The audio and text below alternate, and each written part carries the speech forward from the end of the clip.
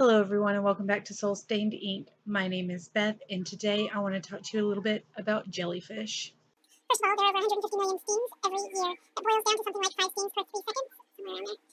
Next, as the oceans warm, as chemicals get dumped into the seas, and as we take other fish out so that we can eat them, jellyfish blooms are on the rise. Jellyfish are taking over. These little creatures who carry all the oxygen they need in their own little bodies, they're not affected by the chemicals. They like the warmth. And as we take all of those fish out so we can eat them, jellyfish have less competition for their food.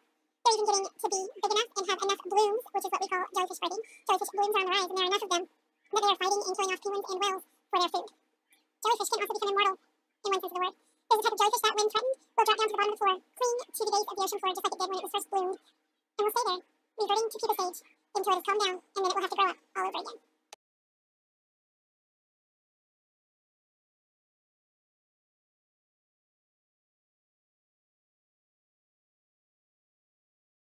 So, the reason that I wanted to talk to you a little bit about jellyfish, and the reason I decided to forego my typical intro and make a DIY jellyfish in a bottle for you guys, is because today I want to talk to you about this beautiful book right here. This is The Thing About Jellyfish by Allie Benjamin. This book was a National Book Award finalist. It was published in 2015, and it is absolutely wonderful. But don't take my word for it. Let me tell you about the book and you can decide for yourself. So, The Thing About Jellyfish follows Susie Swanson, whose mother calls her Zoo and whose new science lab partner has started calling her Belle.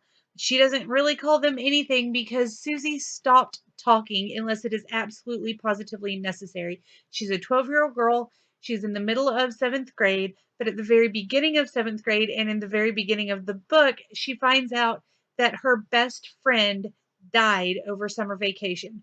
So her best friend, Frannie Jackson, is also a character in this book, which is something you wouldn't typically expect because normally you would think, okay, we found out that Frannie passed away in the first page or two of this book. She's going to be a memory, and she is.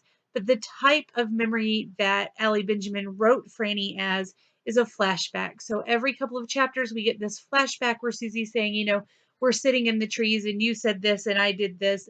And it's very personal, and you feel as though you were getting to know Frannie. Now, throughout the entire book, Susie is trying to prove that Frannie, who was a really good swimmer, could not possibly have drowned on her own. And so she discovers that jellyfish stings can cause you to be in pain and have seizures. And a lot of the time, jellyfish stings are attributed to some other cause. So she thinks that maybe if she can prove that Frannie had been stung by a jellyfish and that's what caused her to drown, that that's going to somehow make things right because the past year of their relationship had not been a good one at all. And Susie is not exactly neurotypical. You can read in the book that she is a very, very different kind of child. She is not your normal, whatever that is, type of 6th grader or 7th grader. So she has decided that she's just not going to make small talk. She doesn't understand why small talk is needed and she's not going to do it anymore. And she is silently trying to figure out how to prove that jellyfish killed her best friend. And to do that, she starts researching. Before I get into what I did or did not like about this book, let's talk a little bit about the characters. I've already spoken to you about Susie, Frannie, and Mrs. Turton, so let's talk about Susie's family.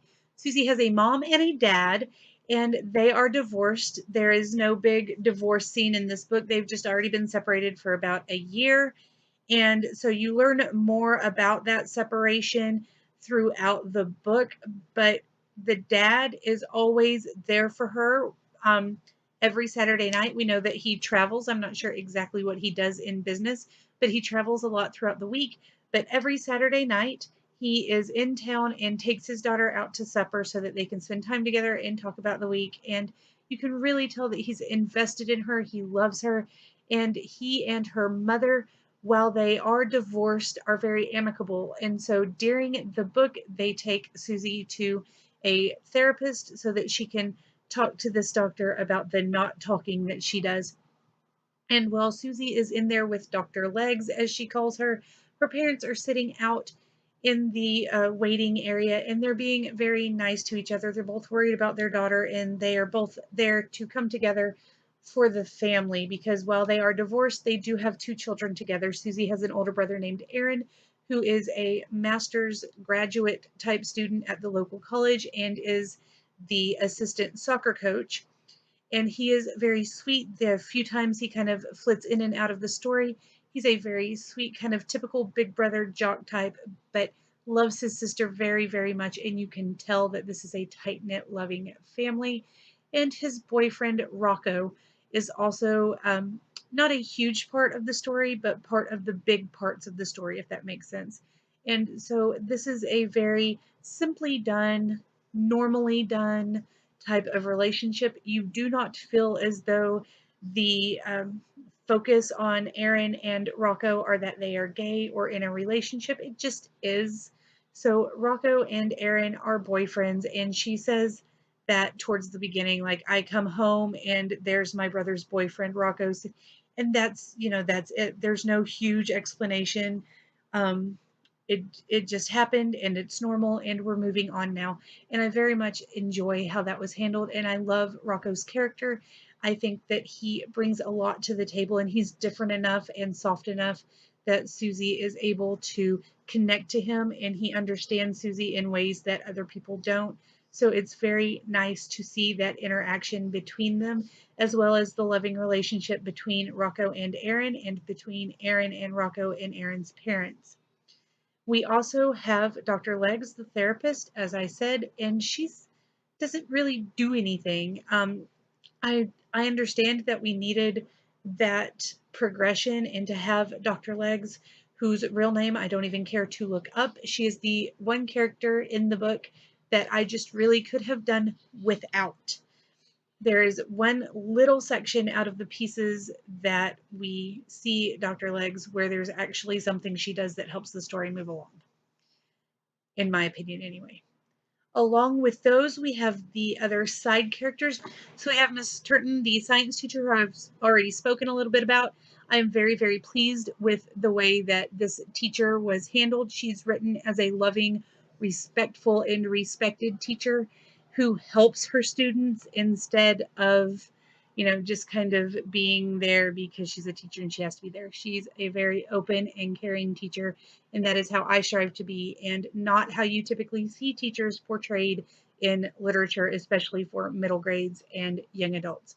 We also have a Mean Girls clique and a couple of boys. One of them is Dylan, who is the main male figure in Frannie's life, and he's a jock and just that kind of bigger than life, has to be liked by everybody kind of guy. And then we have Justin, who is spoken about as being very dirty and messy and klutzy. And then we find out that he has ADHD and he's on new medication. And so he sets out to prove himself to Susie. And in the process, he becomes her friend. And it is a very sweet progression of a relationship. And I enjoyed the way that was portrayed as well. Ellie Benjamin wrote all of these characters very, very well. One of my favorite things about this entire book is that every little bit of research Susie does about jellyfish is actual true facts. Every time she tells you some scientific notion or fact, every time Miss Turton, the science teacher, talks about something in science class or shows them a video or anything like that, not only is it all true, every expert is a real person, and every video and textbook mentioned can be found, and she lists them all in the back in the author's note. She also talks about Diana Nyad, who swam from Cuba to Florida. She tried 5 times. The first 4, she got so severely stung by jellyfish she could not finish. But the 5th time, on September 3rd, 2013, Diana Nyad was able to make that swim. She's the first person to cross, or the first woman, I think, first person to cross between Cuba and Florida and make the swim like that. I know that there have been several others, but it was a big deal. In the book, the only fact about any of that that has been fictionalized was the date of Diana Nyad's swim, because in the book she finishes in February and it is like a big plot point. But in real life, she finished in September of 2013. So, on to what I didn't really like about the book. There are a couple of places with Dr. Legs that I felt like we really didn't need. And there were a few times when Susie did something that I felt like she really should have gotten in trouble for, or her parents really should have realized what she was doing. And I understand she's 12 and she's a little different. I'm sure that they're used to it, but reading from the outside as you do, I really felt like somebody should have been seeing this, paid more attention. Something else could have been done before it got so far. And then when the big things happened, she really should have been disciplined for them, even though she is grieving. I think there should have been some more discipline than I saw. But other than that, this book is very beautifully lyrically written. It is emotional, it is evocative, and you should all read it. And that's all I have to say. Go pick up The Thing About Jellyfish by Allie Benjamin and be prepared for an emotional breakdown. Thank you all for watching this video. I hope that you enjoyed it. If you have read the book or intend to read the book, tell me about it down below. Don't forget to give me a big thumbs up if you enjoyed this video. Subscribe if you are new, and I will see you again very soon. Bye. Snudda, blah, blah, blah, blah, blah, blah, blah, blah, blah.